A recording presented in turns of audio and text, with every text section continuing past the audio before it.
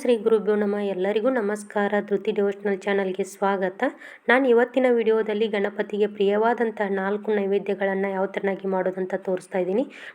ಮೊದಲಿಗೆ ನಾನಿಲ್ಲಿ dry fruits ಕರ್ಜಿಕಾಯನ್ನು ಮಾಡ್ತಾ ಇದ್ದೀನಿ. ಅದಕ್ಕೆ ಹೋಳಿಗೆ ಹಿಟ್ಟು, ರವೆ ಮತ್ತು ಎಣ್ಣೆ, ಉಪ್ಪನ್ನು ಹಾಕಿ ಎಲ್ಲನೂ ಚೆನ್ನಾಗಿ ಮಿಕ್ಸ್ ಮಾಡ್ಕೊಂಡು ಪೂರ್ತಿಯಾಗಿ ಗಟ್ಟಿಯಾಗಿ ನಾದ್ಕೋಬೇಕು. ಹಿಟ್ಟನ್ನು ಒಂದು 10 ರಿಂದ 15 ನಿಮಿಷ ನೆನೆಯೋಕ್ಕೆ ಇಟ್ಕೋಬೇಕು. ಇವಾಗ ನಾನು ಒಳಗೆ ಹಾಕೋಕ್ಕೆ ಮಸಾಲೆನ ರೆಡಿ ಮಾಡ್ಕೋತಾ ಇದ್ದೀನಿ. ಕಾರಿಕ್ಕು, ಬಾದಾಮ್ ಮತ್ತು ಗೋಡಂಬಿ, ಕೊಬ್ಬರಿ ಮತ್ತು ಏಲಕ್ಕಿ, ಲವಂಗನ ಹಾಕೋತಾ ಇದ್ದೀನಿ. ನೀವು ಇನ್ನೂ ಡ್ರೈ ಫ್ರೂಟ್ಸ್ ಹಾಕೊಂಡ್ರೂ ನಡೆಯುತ್ತೆ. ಎಲ್ಲವನ್ನು ಮಿಕ್ಸಿ ಜಾರಿಗೆ ಹಾಕ್ಕೊಂಡು ತರಿಯಾಗಿ ರುಬ್ಕೋಬೇಕು. ಆಮೇಲೆ ನಾನು ಒಂದು ಬಟ್ಲಷ್ಟು ಕೊಬ್ಬರಿ ತುರಿನ ಹಾಕ್ಕೊಂಡೆ. ಇವಾಗ ನಾನಿಲ್ಲಿ ಮುದ್ದೆ ಸಕ್ಕರೆನ ಹಾಕೋತಾ ಇದ್ದೀನಿ. ಮುದ್ದೆ ಸಕ್ಕರೆ ಬದಲು ನೀವು ಬೆಲ್ಲನೂ ಸಹಿತ ಯೂಸ್ ಮಾಡ್ಕೋಬೋದು, ಇಲ್ಲ ಕೊಬ್ಬರಿ ಪೌಡ್ರನ್ನ ಸಹಿತ ಯೂಸ್ ಮಾಡ್ಕೋಬೋದು. ಎಲ್ಲನೂ ಚೆನ್ನಾಗಿ ಒಂದು ಸಾರಿ ಮಿಕ್ಸ್ ಮಾಡ್ಕೋಬೇಕು, ಪೂರ್ತಿಯಾಗಿ ಎಲ್ಲ ಹೊಂದುವಂತೆ. ಅಷ್ಟರಲ್ಲಿ ಹಿಟ್ಟು ಸಹಿತ ನೆನೆದಿತ್ತು. ಹಿಟ್ಟನ್ನು ಸಣ್ಣ ಸಣ್ಣ ಉಳ್ಳೆಗಳನ್ನಾಗಿ ಮಾಡಿಕೊಂಡು ಇಟ್ಕೋತಾ ಇದ್ದೀನಿ. ಪೂರಿ ಸೈಜಿಗೆ, ಪೂರಿ ಎಷ್ಟು ಮಾಡೋಕ್ಕೆ ತೊಗೋತಿರಲ್ವ ಅಷ್ಟು ಸೈಜಿಗೆ ಹಿಟ್ಟನ್ನು ಉಳ್ಳೆ ಮಾಡ್ಕೊಂಡ್ರೆ ಆಯಿತು. ಇವಾಗ ನಾನಿಲ್ಲಿ ಉದ್ದವಾಗಿ ನಾವೇನು ಕರ್ಜಿಕಾಯಿ ಮಾಡ್ಕೋತೀವಲ್ವ ಆ ಥರ ಲಟ್ಟಿಸ್ಕೋತಾ ಇದ್ದೀನಿ. ಇವಾಗ ನೋಡಿ ಎಲ್ಲವನ್ನು ಲಟ್ಟಿಸ್ಕೊಂಡು ಇಟ್ಕೊಂಡೆ. ಇವಾಗ ಎಲ್ಲವನ್ನು ಒಂದೇ ತೆರನಾಗಿ ಹಾಕಿ ಅದರೊಳಗೆ ನಾನೇನು ಮಾಡಿಕೊಂಡಿರುವಂಥ ಮಸಾಲೆನ ಹಾಕೋತಾ ಇದ್ದೀನಿ. ಇದು ತುಂಬ ಟೇಸ್ಟಿಯಾಗಿರುತ್ತೆ, ಹೊಸ ಥರ ಅನಿಸುತ್ತೆ, ಎಲ್ಲರೂ ಇಷ್ಟಪಟ್ಟು ತಿಂತಾರೆ. ನೀವು ಒಂದು ಸಾರಿ ಟ್ರೈ ಮಾಡಿ. ಇವಾಗ ನಾನು ಸೈಡಿಗೆ ಹಾಲನ್ನು ಹಚ್ತಾ ಇದ್ದೀನಿ. ಹಾಲನ್ನು ಹಳ್ಳಿ ಅಂದರೆ ನಾವು ಕಾಟನ್ನಲ್ಲಿ ಹಾಕಿ ಅದ್ದಿ ಹಚ್ಕೋತಾ ಇದ್ದೀನಿ. ಅಷ್ಟರಲ್ಲಿ ಎಣ್ಣೆನೂ ಕಾದಿತ್ತು. ನಾವೇನು ಮಾಡಿ ಇಟ್ಕೊಂಡಿರುವಂಥ ಕರ್ಜಿಕಾಯಿಗಳನ್ನು ಕಾದ ಎಣ್ಣೆಯಲ್ಲಿ ಹಾಕಿ ಗೋಲ್ಡನ್ ಬ್ರೌನ್ ಬರೋವರೆಗೂ ಕರಿತಾ ಇದ್ದೀನಿ. ಲೋ ಫ್ಲೇಮಲ್ಲಿ ಕರ್ಕೋಬೇಕು, ಯಾಕಂದರೆ ಜೋರಾಗಿ ನಾವು ಉರಿ ಇಟ್ಟು ಅಂದರೆ ಮೇಲ್ಗಡೆ ಕಲರ್ ಚೇಂಜ್ ಆಗುತ್ತೆ, ಆದರೆ ಒಳಗಡೆ ಸರಿಯಾಗಿ ಬೆಂದಿರೋದಿಲ್ಲ. ಅದಕ್ಕಾಗಿ ಗೋಲ್ಡನ್ ಬ್ರೌನ್ ಕಲರ್ ಬರೋವರೆಗೂ ನಾವು ಕರಿಬೇಕು. ಇವಾಗ ಗಣಪತಿಗೆ ಪ್ರಿಯವಾದಂಥ ಕರ್ಜಿಕಾಯಿ ಒಂದು ರೆಡಿ ಆಯಿತು.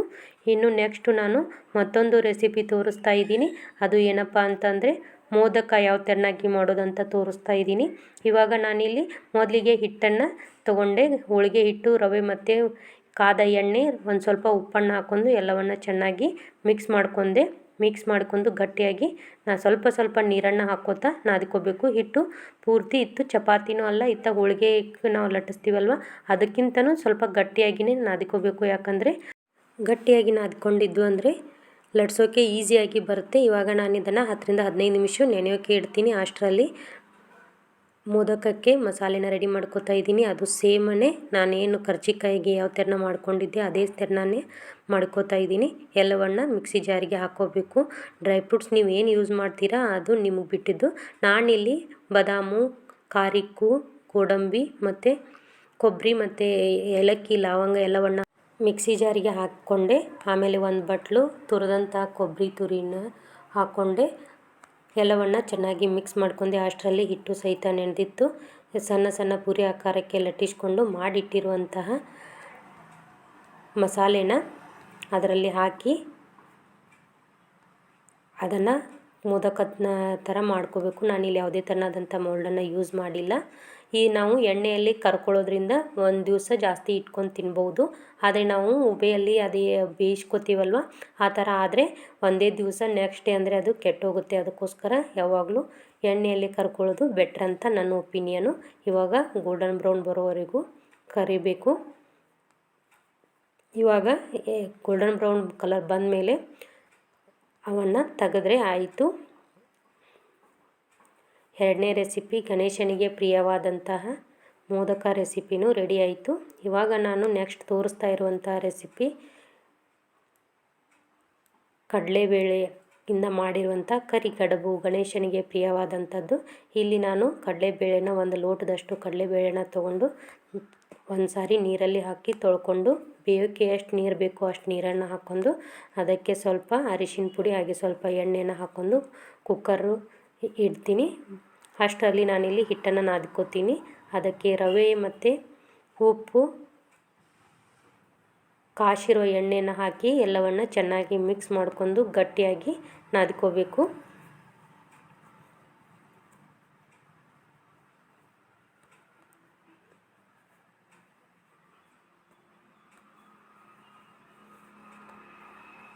ಅಷ್ಟರಲ್ಲಿ ಬೇಳೆನೂ ಬೆಂದಿದ್ದು. ಇವಾಗ ನೀರನ್ನು ಸಪ್ರೇಟ್ ಮಾಡ್ಕೊಂಡು ನಾನಿಲ್ಲಿ ಚಾಣಿಗೆಯಲ್ಲಿ ಹಾಕಿ ಸೋಸ್ಕೋತಾ ಇದ್ದೀನಿ. ನೀರನ್ನು ಸಪ್ರೇಟ್ ಮಾಡ್ಕೋತಾ ಇದ್ದೀನಿ. ಅದಕ್ಕೆ ಸ್ವಲ್ಪ ಬೆಲ್ಲನ ಹಾಕ್ಕೊಂಡು ಮಿಕ್ಸ್ ಮಾಡ್ಕೊಂಡು ಒಂದು 4ರಿಂದ 5 ನಿಮಿಷದಷ್ಟು ಬೆಲ್ಲ ಮತ್ತು ಬೇಳೆ ಎಲ್ಲ ಮಿಕ್ಸ್ ಆಗೋವರೆಗೂ ಒಲೆ ಮೇಲಿಟ್ಟು ಬೇಯಿಸ್ಕೋಬೇಕಾಗುತ್ತೆ.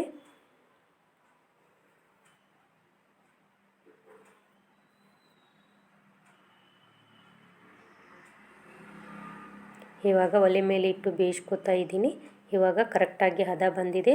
ಇದನ್ನು ನಾನಿಲ್ಲಿ ರುಬ್ಕೋತೀನಿ. ನೀವು ಮಿಕ್ಸಿ ಜಾರಿಗೂ ಹಾಕಿ ರುಬ್ಕೋಬೋದು. ಆದರೆ ನಾನಿಲ್ಲಿ ಚಾಣಿಗೆಯಲ್ಲಿ ಹಾಕಿ ಎಲ್ಲವನ್ನು ಚೆನ್ನಾಗಿ ರುಬ್ಕೋತೀನಿ.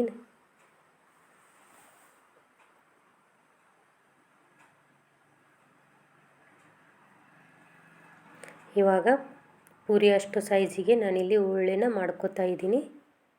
ಅದನ್ನು ಸಹಿತ ಕರ್ಚಿಕಾಯಿ ಯಾವ ತೆರನಾಗಿ ನಾವು ಲಟ್ಟಿಸ್ಕೊಂಡಿದ್ವಲ್ವ ಆ ಸೈಜಿಗೆ ಲಟ್ಟಿಸ್ಕೊಂಡು ಇಟ್ಕೋಬೇಕಾಗುತ್ತೆ. ಒಮ್ಮೆಲೆ ಈ ತೆರನಾಗಿ ಲಟ್ಟಿಸಿ ಇಟ್ಕೊಳ್ಳೋದ್ರಿಂದ ಮಾಡೋಕ್ಕೂ ಈಸಿ ಆಗುತ್ತೆ, ಬೇಗನೇನೂ ಆಗುತ್ತೆ. ಇವಾಗ ನಾನಿಲ್ಲಿ ಏನು ಹೂರಣ ಮಾಡ್ಕೊಂಡು ಇಟ್ಕೊಂಡಿದ್ವಲ್ಲ, ನಿಮ್ಗೆ ಯಾವ ಸೈಜಿಗೆ ಬೇಕು ನೋಡಿ ಆ ಸೈಜಿಗೆ ಈ ತೆರನಾಗಿ ಉದ್ದವಾಗಿ ಮಾಡಿ ಇಟ್ಕೊಂಡ್ರೆ ಒಮ್ಮೆಲೆ ಮಾಡಿ ಇಟ್ಕೊಳ್ಳೋದ್ರಿಂದ ಎಣ್ಣೆನೂ ಒಮ್ಮೆಲೆ ಕಾದಿರುತ್ತೆ, ಒಮ್ಮೆಲೆ ರೆಡಿ ಆಗಿಬಿಡುತ್ತೆ. ಇಲ್ಲಾಂದರೆ ಟೈಮ್ ಭಾಳ ಬೇಕಾಗುತ್ತೆ. ಆಮೇಲೆ ನಾನಿಲ್ಲಿ ಲಾಸ್ಟಿಗೆ ನಾನು ಹಾಲನ್ನು ಹಾಕಿ ಒತ್ತಿ ಇಟ್ಕೋತಾ ಇದ್ದೀನಿ.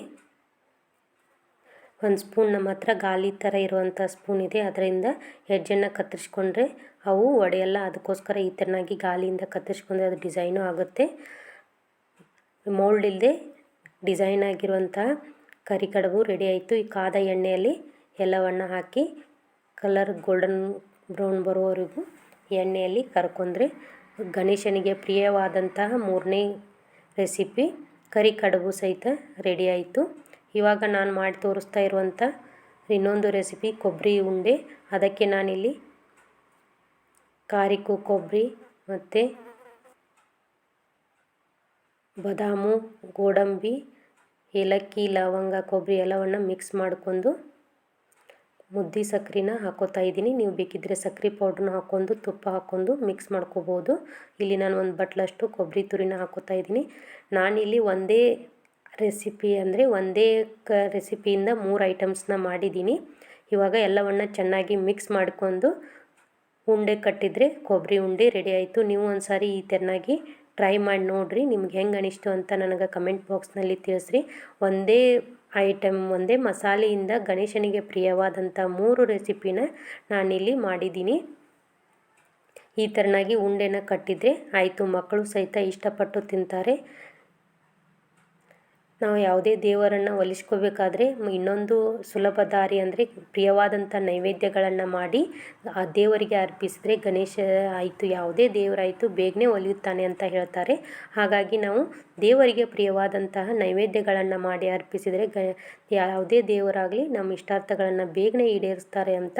ಹಾಗಾಗಿ ನಾಳೆ ಅಂಗಾರಿಕಾ ಸಂಕಷ್ಟಿ ಇದೆ. ಇದರಲ್ಲಿ ನಿಮಗೆ ಯಾವ ರೆಸಿಪಿ ಈಸಿ ಅನಿಸುತ್ತೆ ಆ ರೆಸಿಪಿ ಮಾಡಿ ಗಣೇಶನ ಕೃಪೆಗೆ ಪಾತ್ರರಾಗಿರಿ ಅಂತ ಹೇಳ್ತಾ ಇದ್ದೀನಿ. ಹಾಗೆ ನಾನಿಲ್ಲಿ ತೋರಿಸಿರುವಂಥ ರೆಸಿಪಿ ನಿಮಗೆ ಹೇಗೆ ಅನಿಸ್ತು ಅಂತ ನನಗೆ ಕಮೆಂಟ್ ಬಾಕ್ಸ್ನಲ್ಲಿ ತಿಳಿಸಿ.